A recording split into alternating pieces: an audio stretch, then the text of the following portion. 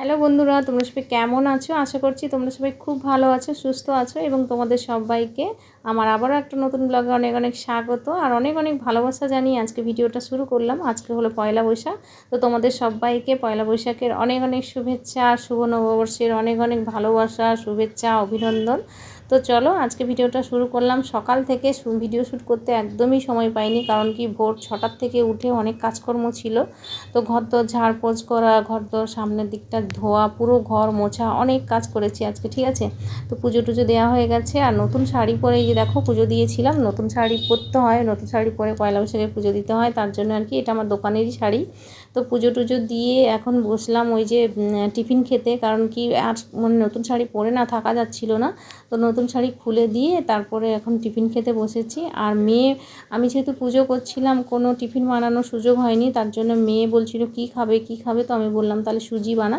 তো okay first time ও সুজি করলো, আমি ওকে বলে বলে দিয়েছিলাম, এই পিস পিস কাটা সুজিটাও করতে পারে না।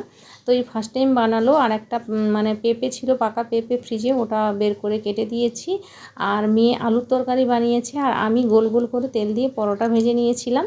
ওই দিয়ে আজকে টিফিন খাওয়া হবে, কারণ কি দু জায়গায় পুজো দিতে গিয়ে না আমার একদমই সময় হয়নি টিফিন বানানোর। তো মেয়ে খালি বলছিল যে আজকে কিছু খাওয়া হবে না, লুচি টুচি বানালে না, এরকম বলছিল। তো আজকে কি করে লুচি বানাতাম বলো? তো দু জায়গায় পুজো দিতে গেলে অনেকটাই সময় চলে যায় আমার, তো তার জন্য আর কি। তো ওদিকে ছেলে আর আমার বর খাওয়া হয়ে গেছে আর আমি আমার মেয়ে খাচ্ছিলাম। আর এখানে দেখো, যেহেতু পয়লা বৈশাখ, তো আজকে একটা নতুন বেড কভার পেতেছি। তো আগের দিন আমি এই নতুন শাড়িটা আর বেড কভারটা আমার দোকান থেকেই নিয়ে এসেছিলাম। তো নতুন বেড কভারটা পেতে দিয়েছি আর বালিশের ওয়ারগুলো এখনও পরানো হয়নি, ওগুলো খুলে দিয়েছিলাম। তো নতুন বালিশের ওয়ারও পরিয়ে নেব। আর এখানে দেখো আমি বসে আছি আর রান্নাবান্নাও হয়ে গেছে আমার। এটা মানে টিফিন খাওয়ার অনেক পরের ভিডিও। তো রান্নারও শ্যুট করতে পারিনি বন্ধুরা। সত্যি কথা বলতে কি, মানে খাওয়া দাওয়ার পরে, টিফিন খাওয়া দাওয়ার পরে এতটাই বেলা হয়ে গেছিলো যে হুটপাট করে রান্না করেছি, দুদিকে বসিয়েছি। আর যেহেতু আজকে পয়লা বৈশাখ, একটু তাড়াতাড়ি খেতে হয়। আমার বাবা বলে যে পয়লা বৈশাখে তাড়াতাড়ি খেলে সারা বছর নাকি তাড়াতাড়ি খাওয়া হয়, কিন্তু কখনোই হয় না আমাদের। সেই খেতে খেতে আমাদের 3টে বেজে যায়, ঠিক আছে। তো চলো আমি তোমাদের কি রান্না করলাম একটু দেখিয়ে দিই। তো আজকে যেহেতু পয়লা বৈশাখ, আজকে পয়লা বৈশাখে নিমফুল ভাজা খেতে হয়, তো তারপরে মুসুর ডাল খেতে হয়, তারপরে যে কোনো একটা শাক ভাজা খেতে হয়, এঁচোড়ের তরকারি খেতে হয়, আম ডাল খেতে হয়, অনেক কিছুই খেতে হয়। অথচ সব নিয়ম কি আর সবাই পালন করে বলো তো? তো যাই হোক, আমি মোটামুটি কিছুটা চেষ্টা করেছি। তো শাক ভাজা, মাছ ভাজা, মুসুর ডাল, তারপরে তোমার একটা সবজি বানিয়েছিলাম, সজনে ডাঁটা, তারপরে আলু, কুমড়ো, এইসব দিয়ে একটা সবজি বানিয়েছিলাম। তারপরে মাছের ঝাল করেছিলাম, চাটনি, তারপরে দুপুর সকালের তো তোমার আলুর তরকারি ছিলই। তো তারপরে পাতলা করে মুসুর ডাল, তারপরে চাটনি, সমস্ত কিছু বানিয়েছিলাম। শুধুমাত্র এঁচোড়ের তরকারিটা বানানো হয়নি, কারণ কি বাবাকে আমি একদমই ভুলে গেছিলাম বলতে যে এঁচোড়টা আনতে। সো বাজার থেকে এঁচোড় আনেনি আর রান্নাও হয়নি। তো চলো, আমার সব রান্না কমপ্লিট হয়ে গেছে, এখন খেতে বসবো। তো ছেলে মেয়ে তো সেই অত বেলাতে খেয়েছে, মানে প্রায় 11টার বেশি হয়ে গেছিলো টিফিন খেয়েছে। তো তার জন্য ওদেরকে কতবার বলে স্নান করলো, তারপরে খেতে আসলো। এখন ছেলে মেয়েকে খেতে দিয়ে আমি আর আমার বর খেতে বসবো। তো বাবাকে ফোন করা হলো, জানি যে বাবা আসলে আমরা সবাই মিলে একসঙ্গে পয়লা বৈশাখে সবাই মিলে একসঙ্গে বসে খাবো। তো বাবাকে ফোন করা হলো, বাবা বলল কি যে এত গরমে রোদের মধ্যে যাব না, আমার কাজের চাপ আছে। তো বাবার কাজের জায়গায় খেয়ে নিয়েছে। তো বাবার আসেনি, তো ফোন করে জানার পরে তারপরে ভাবলাম যে আমরা তাহলে খেতে বসে যাই। প্রায় 2টো বেজে গেছিলো। তো ছেলে মেয়ের খাওয়া হয়ে গেছে, এখন আমি আর আমার বর খেতে বসে গেছি। তো এই ভিডিওটা দেখছো বন্ধুরা পয়লা বৈশাখের কয়েকদিন পরের ভিডিও। তো পয়লা বৈশাখের কয়েকদিন পরে আমরা কলকাতাতে গেছিলাম। কলকাতাতে আমার ছেলে থাকে, তোমরা অনেকেই জানো যারা আমার ভিডিও রেগুলার দেখো। তো কলকাতাতে ছেলের কাছে গেছিলাম। তো ছেলের কাছ থেকে হয়ে দিদিও গেছিলো, দিদির মেয়েও থাকে, মানে বুলটিও কলকাতাতে থাকে।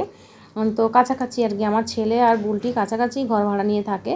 তো আমরা ছেলের কাছে দেখা করে বুলটির কাছে গিয়ে রাতে ছিলাম। আর পরের দিন গেছিলাম এই যে বড় একটা শপিং মল দেখতে পাচ্ছ, বিশাল বড় 3-4 তলা বিল্ডিং, আর পুরোটাই এসি, বুঝলে তো? তো পুরোটাই এসি, এত ভালো জায়গা, মানে এত বড় জায়গা, ঘুরেও তুমি সারাদিনে শেষ করতে পারবে না। তো আমরা এসির হাওয়া খাওয়ার জন্য মেনলি গেছিলাম, কারণ কি প্রচণ্ড গরম। আমরা বাসার থেকে অনেকটা রাস্তা হেঁটে গেছিলাম। এই যে শপিং মলটা তোমরা দেখতে পাচ্ছ, এটা হলো হাইল্যান্ড পার্ক, হাইল্যান্ড পার্কের কাছেই শপিং মলটা। তো আমরা পুরোটা হেঁটে হেঁটে গেছিলাম, কারণ কি বিকেলবেলা যেহেতু বেরিয়েছিলাম, প্রায় 6টার দিকে বেরিয়েছিলাম। তো ভাবলাম যে রিক্সা না নিয়ে আমরা বিকেলবেলা এমনি একটু হাঁটলে ভালো, মানে বাইরের হাওয়াটা খাওয়া যাবে। সবসময় তো ঘরের মানে ফ্যানের হাওয়া খেয়ে খেয়ে ভালো লাগে না, তাই জন্য আমরা ভাবলাম যে রাস্তায় বেশ ভালোই হাওয়া ছিল। তো শপিং মলে প্রায় 3 ঘন্টা মতন আমরা ঘুরেছি, টুকিটাকি কেনাকাটাও করেছি। শপিং মলে যাব বলে তো সেইভাবে টাকা পয়সা নিয়ে যাইনি, তার জন্য সেরকম কিছু কেনাও হয়নি। টুকটাক কেনাকাটা করেছি আর অনেকক্ষণ থেকেছি, ঘুরেছি, এসির হাওয়া খেয়েছি, ঠিক আছে। তো ওখান থেকে হয়ে আমরা চলে গেছিলাম পাটুলি। পাটুলি একটা ফেমাস জায়গা, যেখানে নাকি খুব ভালো মানে এত সুন্দর মানে সাজিয়েছে, তোমরা দেখতে পাচ্ছ। আর এখানে নাকি খুব ভালো চা পাওয়া যায়, চা খাওয়ার জন্য মেনলি আসা আর এখানে একটু ঘুরতে আসা। কারণ কি আমি এর আগে শুনেছি পাটুলির কথা, কিন্তু এখানে কখনো আসিনি।